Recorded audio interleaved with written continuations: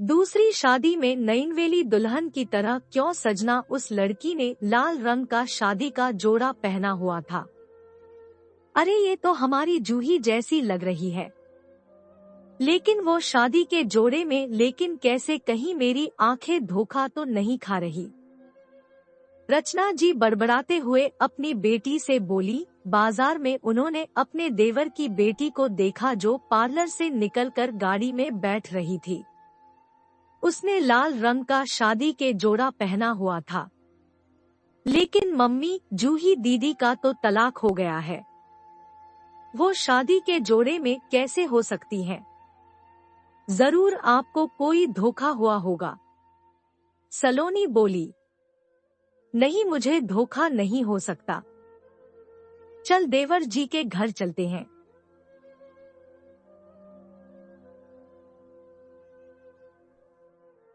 थोड़ी देर बाद देवर का घर तो रंग बिरंगी रोशनी और गुलाब, गेंदा व रजनीगंधा के फूलों से दुल्हन की तरह सजा हुआ था। रचना जी दंदनाती हुई घर के अंदर गई।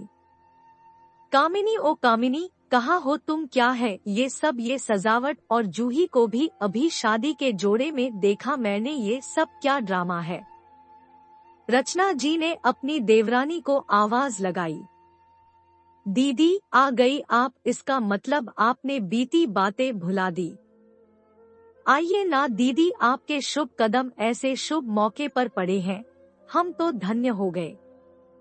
आइए, आज आपकी जूही की शादी है। इन्होंने भैया के पास बुलावा भेजा तो था, लेकिन भैया नाराज थे हमसे, इसलिए उन्होंने मना कर दिया। आज आप सारी नाराजगी भुलाकर यहाँ आई, उसके लिए दिल से धन्यवाद देती हूँ। कामिनी अपनी धुन में बोले जा रही थी। चलिए जूही को आशीर्वाद दीजिए और सारी रस्में पूरी करवाइए। क्या बोले जा रही हो कामिनी? किसकी शादी? कैसी शादी? जूही की शादी तो पंकज से हुई थी, जो तुमने तोड़ दी। इतना अच्छा लड़का बताया था, लेकिन तुम्हारी लड़की ने तो हमारी नाक कटवा दी और मायके आकर बैठ गई। अब ये शादी कैसी? दीदी आप भी जानती हो, पंकज और उसके घरवालों ने हमें धोखा दिया था। वो शादी नहीं, धोखा था। जूही 1 हफ्ते बाद ही वापस आ गई थी। क्या करती उस नामर्द के साथ रहकर? जूही के इस निर्णय से आप लोग उससे नाराज हो गए। जब हमने भी जूही का साथ दिया तो आपने हमसे भी रिश्ता खत्म कर दिया। आप ही बताइए, अपनी बेटी को उस नरक में कैसे छोड़ देते? हाँ हाँ ठीक है, तो दूसरी शादी की क्या जरूरत थी? और अगर दूसरी शादी करनी भी थी तो इतना सब तामझाम करने की क्या जरूरत थी? एक तो पहली शादी में इतनी जगनसाई हुई। हमने कोई गलत लड़का तो बताया नहीं था, अगर कुछ कमी थी भी तो निभा लेती। सारी दुनिया में ढिंढोरा पीटने की क्या जरूरत थी? अब फिर दूसरी शादी, वो भी इतनी धूमधाम से कौन करता है? भाई रचना जी तो जैसे भरी बैठी थी, आज वो ना जाने कौन से जन्म की कड़वाहट उगलना चाहती थी। और ये जूही ने लाल रंग जोड़ा पहना है, उसका काया औचित्य है। दूसरी शादी है, पहली नहीं जो इतना सज रही है। पार्लर से तैयार हो रही है, महारानी बस हमारी जगनसाई कराने को तैयार है। बस कीजिए ताई जी, एक तो आपने पंकज जैसे नामर्द से शादी कराकर मेरी जिंदगी में जहर घोल दिया।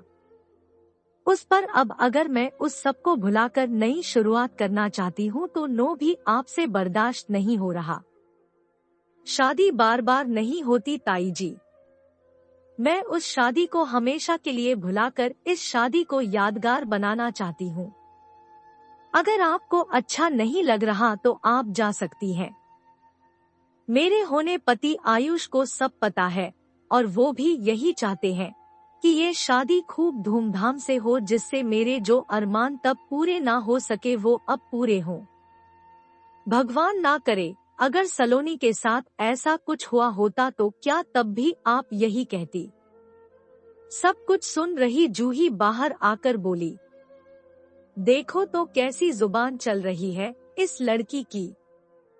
मेरी बेटी ने तेरे जैसे कर्म थोड़े ही ना किए हैं जो उसकी ऐसी हालत होगी। अपने मुंह से मेरी बेटी का नाम कभी मत लेना। रचना जी गुस्से से तमतमा रही थी। दीदी, जूही ठीक ही तो कह रही है।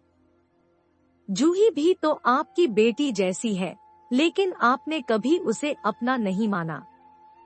क्या आप अपनी बेटी के साथ ऐसा गलत होते देख सकती हैं? अगर आपको यहाँ रुकना है, तो अब मेरी बेटी के बारे कुछ भी मत बोलिएगा। अब उसके खिलाफ कुछ नहीं सुनूंगी, वरना आप खुद समझदार हैं। देवरानी की बात सुनकर रचना जी वहां से चली गई। कामिनी जी ने भी उन्हें रोकने की कोशिश नहीं की। बारात आने वाली थी। वो नहीं चाहती थी कि वो मेहमानों के सामने कुछ उल्टा सीधा बोले। अब तो वो सिर्फ अपनी बेटी को खुश देखना चाहती थी। आपको ये कहानी कैसी लगी?